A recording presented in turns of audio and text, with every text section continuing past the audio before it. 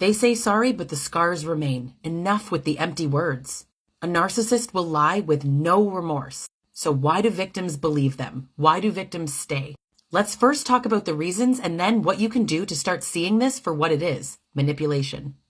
On some level, you know that they're not sorry. Here's 6 potential reasons, and I want you to comment if I'm missing one. Number 1, fear and intimidation. If you question the apology, there's consequences. Number 2, emotional manipulation. You've been gaslit so much that you doubt your own judgment. Now you think the apology is sincere.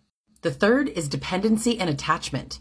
If you're emotionally dependent on someone, you might prioritize maintaining the relationship over what you believe. Number 4, you hope for change. You just want the abuse to end. Apologies sound a lot like improvement and a desire to change, even though they're generally future faking. Number 5 is low self-esteem. You might feel like you deserve the abuse or that you're incapable of finding a healthier or better relationship.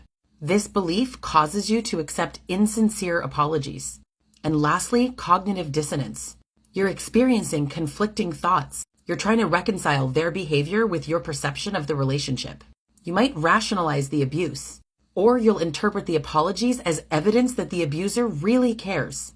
Okay, so how do you get out of this? How do you start to recognize the apologies for what they are? BS.